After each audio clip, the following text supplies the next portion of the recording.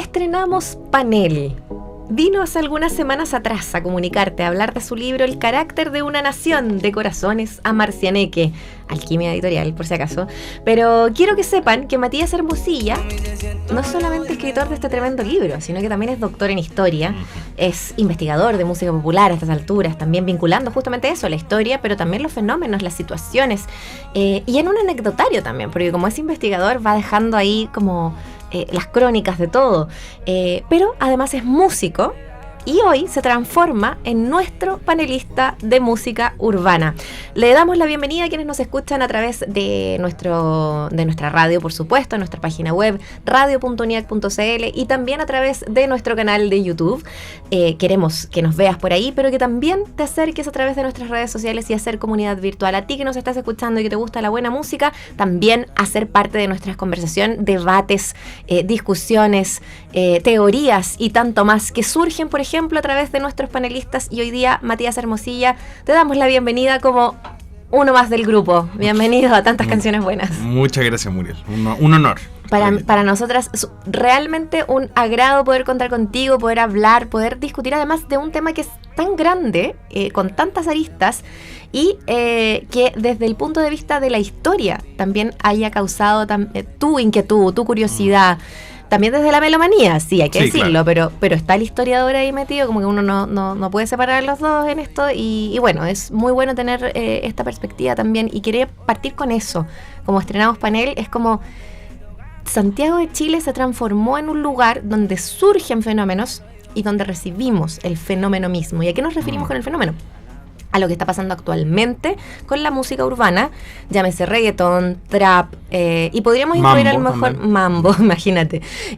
Podríamos incluir quizás una rama no tan específica, pero sí está dentro del género del hip hop, pero está en el fondo. Ahora, claro, efectivamente hay tanta la ramificación que hoy día lo denominamos en música urbana. Entonces, entender ese fenómeno hoy día es grande. ¿Qué es para ti lo que está pasando hoy día con el género? Es bien interesante porque yo creo, y aquí tengo una tesis que es bien atrevida, y yo no tengo miedo a esas tesis, pero es que creo que la música, o entender la música urbana en Chile, es en parte entender a los sujetos populares chilenos. Y cómo ha cambiado las dinámicas del barrio en Chile. Yo tengo algunas investigaciones sobre eso, me he dedicado un poco a eso también en el último tiempo, porque también abre caminos para reentender las dinámicas sociales, porque la música en sí siempre es un reflejo de la sociedad, y cuando la música, creo, cuando refleja bien a la sociedad es cuando se hace masiva, claro, se hace consumible. Claro. Porque de cierta forma relaciona algo. El reggaetón, primero podríamos decir que, claro, el hip hop tiene toda una identidad barrial, post-dictatorial o de finales de la dictadura, que llega a Chile con Sábado Gigante. A Chile Sábado Gigante fue el espacio de mediación. Llevó a dos bailarines de música de ¿cómo se llama? De breakdance. Sí. El 86. Y en base a eso, estos niños, porque finalmente hay que pensar que Sábado Gigante era como la cadena nacional de los sábados. Entonces esos niños que veían Sábado Gigante mirando la tele, dijeron, ay, pero yo también quiero bailar breakdance.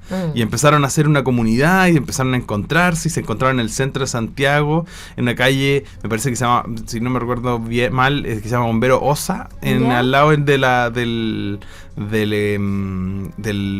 Paseo Ahumada, y empezaron a bailar ahí. Y se juntaban ahí, empezaron a hacer una comunidad y todo análogo. Y todo empezar ahí, y ellos mismos enceraban el piso para poder bailar mejor. Entonces se empezó a construir una comunidad en torno a ese baile.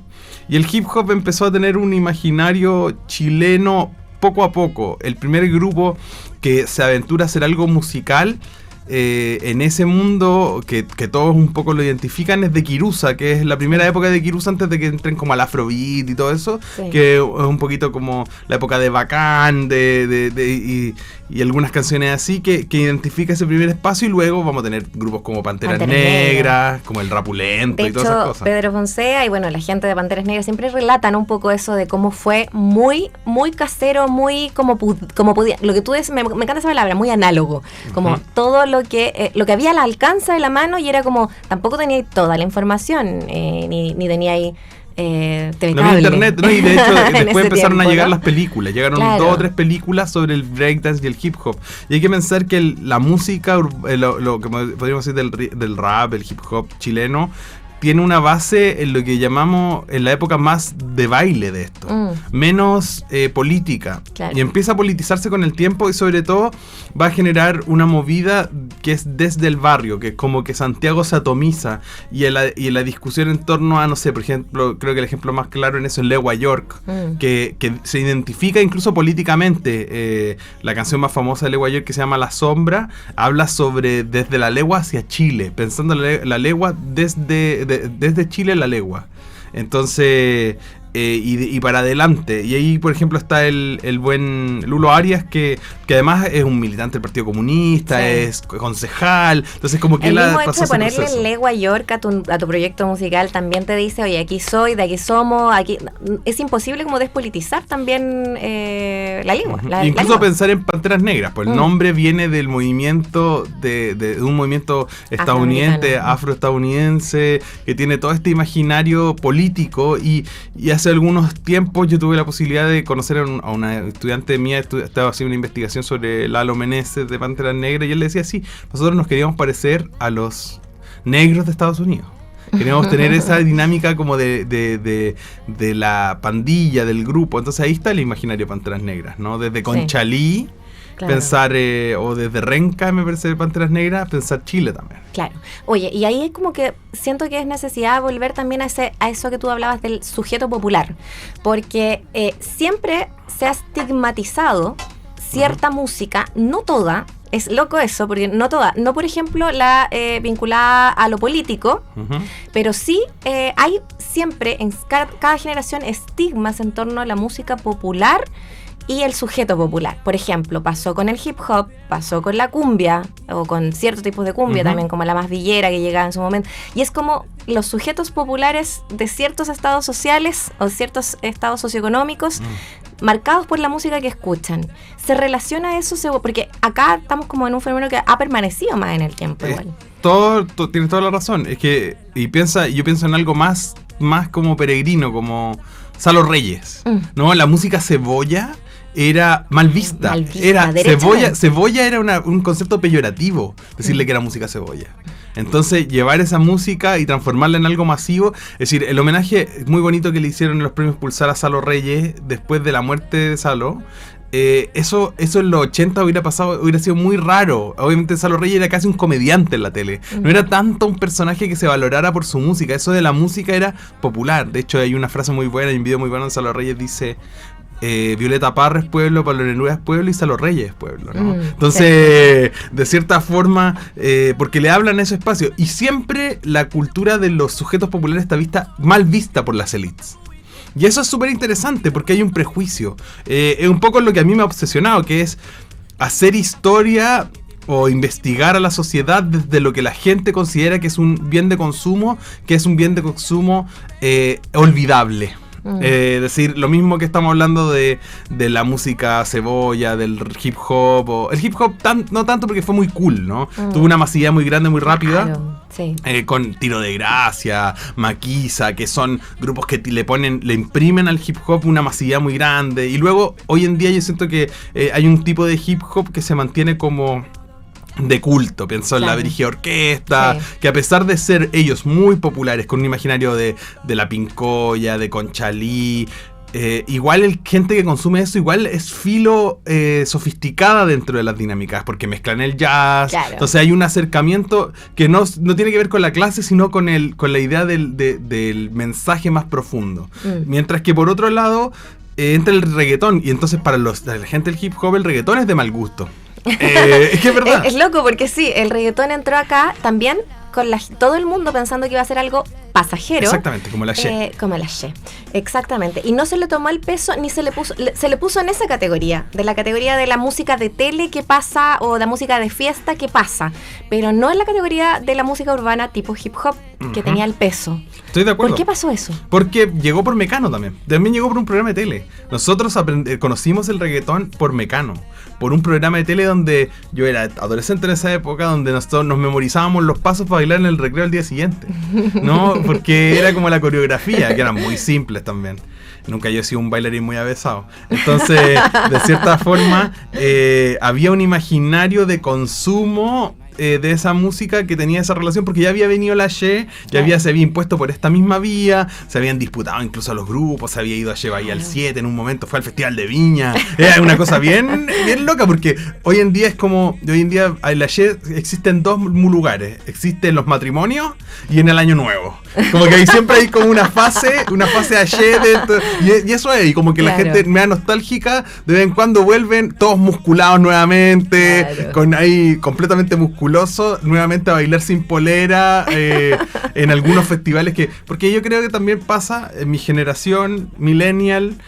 Ya somos nostálgicos. Entonces hacemos una fiesta donde toca Aye Bahía, Venga Boys y Supernova. Porque eso eran esas lógicas de consumo. Exactamente. Ese es nuestro kit. Y ya es nuestra nostalgia, lo valoramos como infancia, ¿no? Y en ese sentido, la gente recuerda a Mecano con nostalgia. Y es por algo que los rostros de Mecano han permanecido. Desde Daniel Aranguis a José Miguel Viñuela, nunca han dejado de estar en esos espacios. Y aparecen y desaparecen. Pero claro, hay una relación como afectiva de la memoria con esa figura, y el reggaetón tuvo eso. De hecho, no hay que olvidar que el primer grupo de reggaetón chileno fue gracias a la primera oleada de migración haitiana, que fue Reggaeton Boys, que eran 3 migrantes haitianos, que eran Givens, Pierre y David.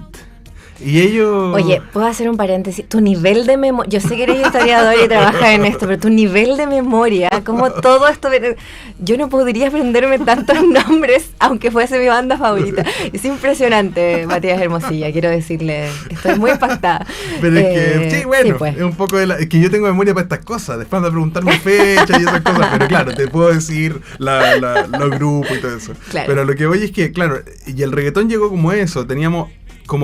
y es algo que me gusta mucho de entender el fenómeno del reggaetón, porque pasó como con el primer rock and roll en Chile. No venían a Chile, Elvis no venía a Chile. No iban a venir, no sé, los Kings o otras bandas así.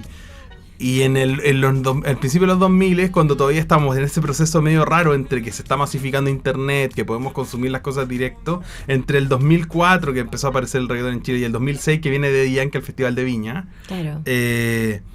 No era posible, o no se pensaba que era plausible económicamente traer a estos reggaetoneros, a los reggaetoneros, a Daddy Yankee, a Don Omar, a las figuras del momento. Pero no fue solamente en Chile que fue, porque claro, en Chile se quedó, y quizás ahí hay una relación mayor, porque si no hubiesen tenido el mismo alcance en el resto de Latinoamérica, en sus países también, muchos hay en Puerto Rico, qué sé yo, Colombia. Hubiesen sido más pasajeros acá en Chile, porque igual siento que le habló ese discurso que tenía las canciones, le hablaron también, más allá de lo que le hablaba la Che a la gente acá. Es que la Che no lo entendíamos tampoco. Entonces, nunca supimos que era Maosiña o Ota Otés o todas esas cosas. Pero claro, si lo traduces tampoco es necesariamente como que te... Pero sí hay una cosa como discursiva dentro de las canciones de los primeros reggaetoneros. Están pensando... Sí, pero es raro, porque los primeros reggaetones también es como, ¿dónde están las gatas que no hagan chiquita? Un para adelante. No, de ahí es como, baila morena. ¿Cachai? Como que no teníamos un contenido más profundo. Y yo creo que eso repercute en hartas cosas. Tengo una tesis en ese sentido. Como ya llega este primer reggaetón que es full bailable, full. Por eso la gente pensaba que iba a ser pasajero. Sí. Porque podía ser como taca, taca, taca o la mayonesa. Pero empezó a quedar más porque empezaron a aparecer. Aparece este grupo que es como... ¿Por qué lo relacionaba al rock de los 60, 70? Porque ese rock... nosotros como hacíamos refritos, teníamos a Luis Dimas cantando como canciones del Twist, o teníamos a Buddy Richard, que se llama Buddy Richard por Buddy Holly y ¿cómo se llama? Richard Valens, ¿no? Entonces Richie Valens se llama Buddy Richard por eso. Entonces Ricardo todo y tenemos esa adaptación, y tenemos a nuestro propio Elvis, a Peter Rock. Entonces los Reggaeton Boys son nuestros primeros, no sé, Wisin y Yandel, ¿cachai? Como que adaptan, incluso hacen versiones de las canciones de reggaetón originales en Chile. Y hacen, no sé, pues, que la azoten, que era que imagínate, que ese fue el hit de Reggaeton Boys, que la azoten, a ella le gusta que la azoten. Sí. Se pone brava y la castiguen, a mí me gusta bien salvaje. Entonces, estamos hablando más de 20 años. Exactamente. Y eso fue, como que pasó, la gente pensó eso. Pero ¿qué pasó después? No hubo grupos de reggaetón en principio. O trataron, pero tuvo Crónica, que hizo esta canción que era como Y no se deprima, que ahora tocaron para la campaña de Cast. Oye, no me acordaba del hit. Y que fue la canción como del terremoto, la Teletón del terremoto. Y no se deprima, tira para arriba. Verdad. Entonces, ahí, chiquillos, si la encuentran, joyita, pero sé que Crónica. Está difícil. Crónica. Entre medio meter esa canción, porque... Y esa canción, ya ese fue como el grupo. Había otro grupo de otros cabros que eran como medios de clase alta, que se llaman Saja y Maciel, que se viralizaron por estos programas como de como Alfombra Roja, pero todo era como que quería parecerse a otra cosa. Y es súper interesante que lo que surge después en los subterráneos como trap. Y ahí está la figura de Pablo Chile, que con 15 años subía sus canciones a MySpace, y eso todo tiene que ver con que se democratiza el acceso. El acceso en el sentido de que ahora el gobierno entrega computadores a la gente. En los colegios. Exactamente. Sí. Entonces los niños empiezan a poder tener acceso a estas cosas, empiezan a conocer pistas, empiezan a tener internet, empieza a hacerse más barato el consumo de internet. Entonces cada casa puede tener internet, o si no en el colegio, y escucho cosas, y bajo, y pruebo, y bajo programa, y pirateo programa, y en base a eso, y a toda esa dinámica de pirateo, la encontraron. Se consolida un poco un verdad. imaginario musical, político y cultural que va a permitir que chicos de 15 años empiecen a probar esto y empiecen a conocer el trap gringo. Yo creo que eso es el trap gringo y el trap español, que es muy fuerte, porque aquí el hip hop de la segunda época, de los 2000 en adelante, tiene que ver con el hip hop español. Tiene que ver con, voy a decir, es un nombre que puede sonar un poquito violento, pero es un nombre que se llama Los Violadores del Verso, por ejemplo. Y ahí está KCO y todo eso, y toda una movida de música que eso afectó, por ejemplo, a Matías Chinaski, con el que yo he hablado hartas veces. Él dice que a él le influenció. KCO es para él su referente, como que él no admira mucho a mucha gente, pero KCO es como eso. Pero en el mundo del reggaetón llegó toda una cosa que se llama el sello La Bendición, con B corta, mal escrito, que es un sello español que tiene a Young Beef como la figura central. De hecho, Ernesto Castro, pensador cultural, escribió un libro que se llama Trap, Filosofía Millennial para una época de crisis, algo por el estilo, y la portada puso un dibujo de Young Beef, y de hecho Young Beef se querelló porque salía la portada. Y la cosa es que la idea el trap tiene todo este imaginario barrio bajero, mucho más radical que en el caso chileno, pero Young Beef en MySpace descubrió a Pablo Chile, y con 15 años le pagaron un ticket para viajar a España a grabar, y las primeras grabaciones de Pablo Chile fueron en España, o después de las que había hecho domésticas en casa. Y de eso volvió y armó toda una movida trap, que ahí apareció el Young Sister, el Polima West Coast, y el CAS, que era un poquito mayor, que venía del rap y que después se transformó como en esta música urbana. De hecho, podríamos decir que el CAS es como de los precursores de los...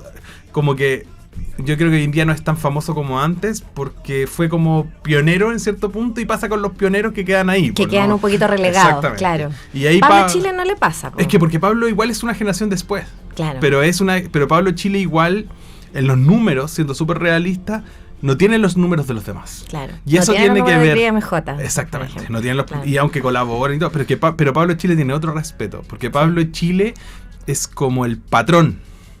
Es como el jefe de la cuestión. Como que cuando Pablo Chile opina, los demás un poco le hacen caso. Y hubo una gran polémica, que fue cuando en un momento cuando empezaron a visibilizar esto de reggaetón chileno, que podemos ya entrar en más detalle, pero vino un productor ejecutivo puertorriqueño que se llama Alex Gárgolas. Alex Gárgolas fue productor de Los Cangris, que eran Nicky Jam y Daddy Yankee. Sale en los créditos de canciones como Baila Morena, como Soy una Gárgola, clásicos del reggaetón old school que le dicen ahora. Él es parte de eso, sale como autor de esos temas, o parte de los tiene autorales en esos espacios. Y él vino a Chile a grabar a artistas para hacer un disco de presentación al mundo del reggaetón chileno. Esto es muy interesante. Estamos con nuestro panelista de música urbana, Matías Hermosilla, en nuestro programa Tantas Canciones Buenas, analizando de todo cuanto hay. Vamos a ir a la música y vamos a poner a Pablo Chile. Vamos a buscar esa canción que tiene, además, ¿por qué vamos a dejar el gancho a seguir hablando de esto? ¿Qué pasa hoy día con este fenómeno en Chile? ¿Cuánto estamos escuchando reggaetón, trap y música urbana? Que es ya una noticia en sí misma, y también todas estas figuras y lo que ha significado para ellos ser parte de toda esta movida. Estamos hablando de estas personas, de CAS, Pablo Chile, pero también de todo este fenómeno que está haciendo hoy día Cris MJ, Kid Voodoo. Slay Menor. Y bueno, las mujeres. Ojo, las mujeres. Queena y tantas más. Solfía. Bueno, la Solfía, que la estábamos escuchando hace un ratito atrás. Bueno, vamos a ir a esa canción que tiene ahí Pablo Chile, con los Inti, con los Kila. Bueno, eso es lo que quería decir.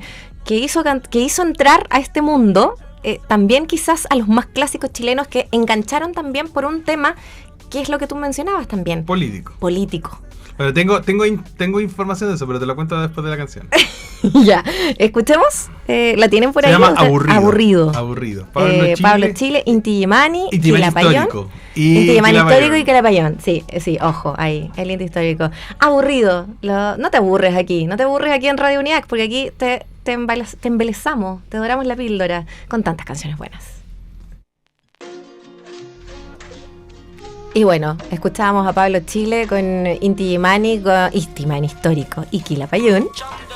Pero ahora estamos escuchando a Pablo Chile con Polimá, que esta canción es muy relevante. Matías Hermosilla, nuestro panelista de música urbana, en esta inauguración de manera en que estamos entendiendo el fenómeno, y hemos hablado de la historia, porque Matías además es historiador, es doctor en historia, es músico, y nos está acompañando para entender todo lo que fue este recorrido. Y hablamos incluso desde los inicios del hip hop, pasamos una pincelada por ahí para llegar también a esto, lo que ha sido también esta influencia, CAS en su momento, Pablo Chile después, y también como tú decías, el patrón y como una mente escuchable para todos los cabros y cabras que siguieron haciendo música después también en este género. Y esta es una canción especial por eso. Es que es un símbolo para la gente. Siempre le sean muchos que es como que esta canción es como el segundo himno nacional. Que finalmente para la música urbana es eso. Es como podría decir que es como un manifiesto. Es como que no le roben a la gente su vecindario. Quiero hacer a todos los niños de la pobla bailar. Habla sobre la identidad de las poblaciones con una base andina. Es una mezcla, además es el encuentro de los Chichi Gang, que es como el colectivo de Pablo Chile, con los Brock Boys, que era el colectivo de Polimá. Y es muy interesante porque es la construcción de una identidad barrial nueva, de una conciencia de clase nueva también. Porque Pablo Chile es muy político, y eso hace que yo creo que también tenga cierta resistencia en la escena, que tenga cierta resistencia en la industria. De hecho, Pablo Chile, por lo mismo, tuvo un momento en que no podía sacar canciones, porque firmó con un sello discográfico que lo metió al refri. Entonces lo firmaron para meterlo al refri. Y por años estuvo viviendo... Como la tele, cuando mete animadores y se los llevan y los dejan ahí. Es que la industria musical es muy cruenta. Sí, entonces, sobre todo porque piensa que Pablo Chile el año 2018 sacó una canción con Bad Bunny. Sí. Perdón, 2019. 2019, sí. Sacó una canción con Bad Bunny. Eso está diciendo que eso era el puntapié para que él se transformara en la figura chilena más escuchada masivamente. Y lo metieron al refri. Y vino el estallido social, y Pablo Chile se transformó en un ícono del estallido social, con más la canción refri. Facts. Entonces tenía un discurso muy político, muy directo, muy crítico, lo que definió entonces en ese sentido la construcción de un discurso social, cultural y político, y que armó también un imaginario hacia comprender la música urbana chilena desde una idea de colectividad, que es lo que la ha hecho grande también. Claro. La música urbana chilena ha crecido porque tomó un ejemplo muy fuerte de Puerto Rico, que es hacer un movimiento, no un artista solo. De hecho, le pasó a Argentina, que en Argentina en un momento dejaron de ser un movimiento. Entonces eran artistas solos que brillaban. Claro. Bizarrap. Es que Bizarrap como que es como el puente con todos, ¿no? Que hace todas estas sesiones con todo el mundo. Pero estaba Duki, estaba Paulo Londra, que también le pasó, lo metieron al refri a Paulo Londra cuando estaba en su pick. Y no le dejaron sacar canciones, después hizo como una sesión con Bizarrap, que fue como su desquite. Está como toda esta idea de... Por eso, pero en Chile, lo interesante, y por eso es, la figura de Pablo Chile, a pesar de que económicamente no venda como venden los otros, Pablo Chile lo que hace es abrir... la idea de un respeto mutuo en la construcción de una comunidad.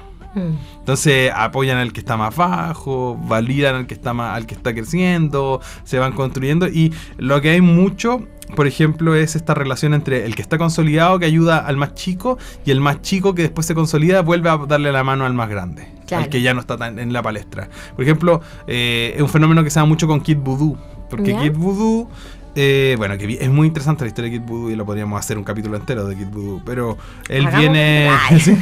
Pero viene de Kid Voodoo, viene del indie. Tenía una banda que se llamaba Resonancia Etérea, tocaba en los circuitos. Ayer estuve con mi amigo Simón Campuzano, me contaba que él tocó alguna vez en Temuco, era como Resonancia Etérea, los que ahora se llaman Asia Menor, que en esa época se llamaban Enola Gay, y Niños del Cerro, en una cuestión en Temuco, y nadie cachaba a este cabro, era una banda indie más, otra banda de indie rock más, ¿cachai? Que para... Mi corazoncito queda un poco más en el indie, debo decirlo. Estamos ahí. Sí, mis amigos son de ahí y todo el mundo claro. De ahí, como a eso voy. Sí. Pero igual en ese espíritu, como que esta figura, como la figura de Kid Voodoo, cuando empezó a mostrarse, Drefkila, que es más o menos la generación de CAS, de hecho son amigos, se apañan.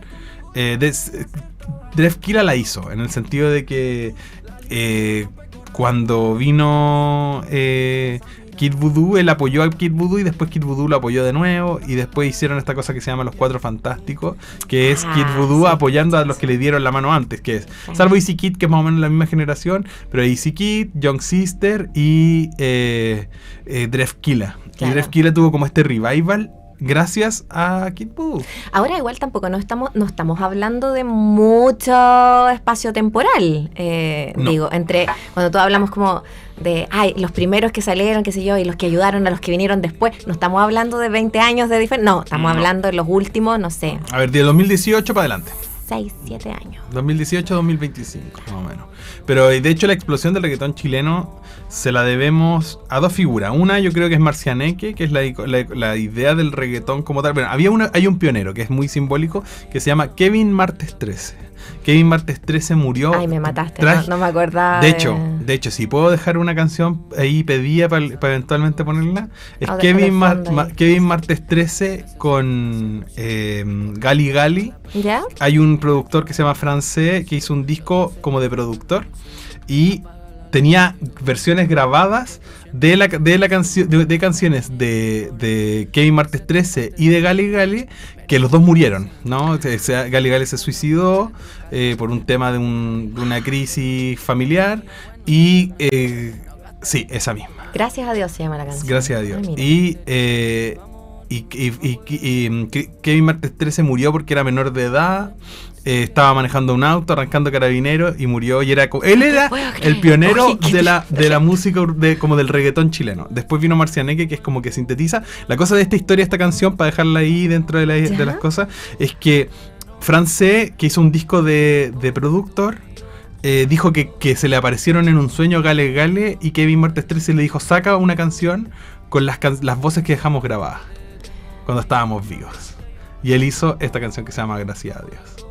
Y es como un poco... Y Kevin Martes 13, como para darle justicia a la figura de Kevin Martes 13, que fue este pionero, y que no es muy reconocido, y que un poco dio como este sabor identitario a la música urbana, al reggaetón chileno, que yo creo que tiene un sentido, porque es tan reciente, porque son los hijos de los que consumieron reggaetón. Claro. Que no sentían que tenían algo que decir en relación a ese idioma, que todavía no lo sentían tan vivo, y tampoco se había aproximado tanto un reggaetón que hablara desde el imaginario de la población. Entonces de a poquito esto se fue fraguando, porque yo me acuerdo que hace años atrás Fabricio Copano tenía ese chiste muy bueno que decía: bueno, de repente va a sonar en la radio, pégale contra el suelo. Y dice, con esta conocí a tu mamá, ¿no? Como, claro, como que la azote, ¿no? A ella le gusta que la azote, claro, con nostalgia. Claro. Entonces, tenemos ese imaginario de que y la generación... Pasó. Claro, visionario, Fabricio. Entonces, los hijos de esa generación, como... Que tendrá ahora 50 años, que empezaron a conocer el reggaetón cuando ya eran medio adultos, estaban en la universidad, ¿no? A principios de los 2000, ellos empezaron a traer esto para adelante. Y este camino de canciones hace que ellos se sientan con ya le perdieron el respeto a no ser canciones porque no son puertorriqueños. Y empezaron a construir eso. Y también tenemos lo que fue el surgir de esto en Colombia, que fue otro polo. Entonces, bueno, ya hay mucho que cortar aquí, mucho paño que cortar. Estamos hablando aquí, pero es que nos queda poco rato y no sé cómo vamos a abarcar todo esto, pero efectivamente partimos escuchando, porque estamos haciendo una introducción. Esta es la introducción, el marco teórico. El marco teórico, sí. De las investigaciones de Matías Hermosilla, nuestro flamante panelista de música urbana aquí en Tantas Canciones Buenas, y que lo vamos a tener, vamos a recibir en un par de semanas más también para seguir algunos de esos temas. Ahí podemos hacer foco en algo, sí. ¿Cierto? Porque todavía no hablamos hablado de todas las mujeres increíbles que están hoy día en el trap y reggaetón nacional, que están impresionantes, y quiero que lo hablemos en algún momento, pero como para enfocarnos en estos últimos minutos, sí pasó en su momento que salió la noticia de que Chile, y Santiago de Chile en lo particular, se convirtió en la capital mundial del reggaetón, según Spotify, eso sí, según las métricas, a propósito de la cantidad de reggaetón que se escucha. Pero también partíamos esta conversa y este panel con el Cata Only de Cris MJ, y lo que significa también entonces, y ahí ya te quiero llevar tu reflexión en torno a las plataformas digitales, Super. Lo que nos dice del consumo, lo que les dice a estos creadores que tienen que hacer. ¿Tienen ese mandato? ¿Sientes tú que están con el mandato también de cuánto están logrando a través de las plataformas digitales, especialmente Spotify? Sí, bueno, es que hoy Spotify cambió las lógicas de consumo. Porque antes había que comprar las canciones, había que piratear las canciones, comprar el disco, vino Napster y todo eso, una historia aparte, no de plataformas, pero ya, hoy en día yo creo que tenemos tres grandes plataformas de visibilización, o dos grandes plataformas realmente de visibilización de esta música, que es TikTok, y la segunda es Spotify como tal. Y lo que pasa con la música urbana es que empieza a encontrar un público, y esto se debe en principio a la primera canción que se viralizó en TikTok de manera bien masiva chilena, que fue Una noche en Medellín de Cris MJ. Que también es que yo llegué me acuerdo que fui a Nueva York porque tenía que defender mi tesis, entonces fui a un congreso antes de defender mi tesis de doctorado, ¿ya? Y fui a quedarme en la casa de una amiga española. Y fui a esa casa y ella estaba cantando Cris MJ. Y era como que esa había salido como 2 meses antes. Entonces, la transformación de consumo fue muy masiva. Y después salió esta canción, el B16, esa que dice, esa guacha me quita los Calvin Klein. Esa canción que se masificó de manera muy grande, también fue por TikTok. Y yo veía de repente gente como los streamers, todo ese mundo cantando esas canciones en sus transmisiones. Claro. Entonces empezó a generarse una masividad muy grande, y la respuesta te la da, por un lado, son las viralizaciones de TikTok. Sí. Piensa que una figura como Cat Eyes se llamaba antes I Am Fair, y era una chica que hacía coreografías de los reggaetoneros en TikTok. Entonces, entonces tenemos esa transición, y creo que es súper interesante hablar. Pasa a ser famosa de la noche a la mañana casi, ¿no? Esa es la inmediatez. Es que es así, y te pasa de ser famoso a no ser famoso. Puede serlo, claro, como exactamente. Claro. Pero pienso en la figura de Marcianeque, que hoy en día debate contra eso. Porque habiendo sido como este pionero, también transformándose, y un poco mi visión es que Marcianeque trascendió de ser un reggaetonero a ser una figura de la cultura popular. Porque tú no puedes no conocer ninguna canción de Marcianeque, pero has escuchado el nombre. Sí. Has escuchado el nombre. Fabricio Copano en el Festival de Viña, haciendo como Marcianeque. Entonces, de cierta forma, te representa una lógica de las figuras icónicas de la cultura popular. Marcianeque trascendió a esa figura, lo que es complejo para él, porque él nunca ha podido consolidar bien su éxito. Y eso es una de las cosas muy claras que pasa en la música urbana, porque son niños muchas veces, son chicos de 20 años, 18 años, que la forma en que se aterrizan es muy rara. Por ejemplo, Cría MJ y Floyd Menor yo creo que son los que mejor han aterrizado el fenómeno dentro del éxito masivo que han tenido. Ya. Cría MJ muy bien administrado, muy bien, no sé con qué trabajará el equipo de management y eso, pero es un tipo que está sacando canciones constantemente, ha llegado a tener colaboraciones con Kali Uchis, como está en ese nivel de, como que él ha sabido, ha ido dosificando, sacó después Una Noche en Medellín, versión remix en el disco de Karol G como extendido, Claro. entonces tuvo este tema con Karol G, tuvo todo este proceso como de masificar, construir desde ese trabajo de hormiga y que ahora saca canciones solo y también se pegan. Y Claro. ganó un premio en Puerto Rico como la figura masculina joven del reggaetón internacional. No es solamente de No Chile. solamente chileno. Incluso en Puerto Rico se fue validado por la escena. Wow. Entonces llega a ese nivel. Y algo que quería mencionar como para dejarlo sugerido, como pensando ¿Ya? que hay un día que deberíamos explorarlo, que es el tema de lo que tú decías de la música urbana femenina. Sí. Sí, La sí, música sí. urbana femenina en Chile no es tan exitosa. No es muy exitosa. Teniendo de hecho, como, siento yo, como gente que está haciendo cosas, diciendo cosas muy interesantes, sí. con propuestas escénicas que son interesantes. Como ellas, como figura, a mí musicalmente me parece muy interesante. Me parece muy interesante Akrila, Oquina, o Loyalty, claro. Sulfía, sin Claro. duda, pero también se acerca más al pop ahí también. Sí, yo creo que Sulfía transita hacia otro lado. Transita Sí, en- es como en- la en Princesa lados, Alba, ¿no? que dejó Claro. de ser cantante de música urbana, que hoy en día Claro, es es como... pop. Es claro, Ujú. es otra cantante pop. Claro, y tiene también. un grupo también, indie también. Tiene un grupo indie también, sí, lo confesó hace un Entonces- tiempo. Pero claro, a lo que voy es que hay una propuesta que es muy interesante, siento yo, pero no tiene la misma visibilidad que todos estos chicos. ¿no? Sí, pero por ejemplo, pero que tenía el contraste con Argentina. Que las argentinas son más importantes que los argentinos Ok. en consumo. Mm. Es decir, María Becerra, Tini, Nicki Nicole, Kazu, son incluso quizá el Duki es el único que está a ese nivel. Pero en general no hay otros traperos argentinos Me que lleguen a ese gustó. nivel. Dejemos ese fenómeno para...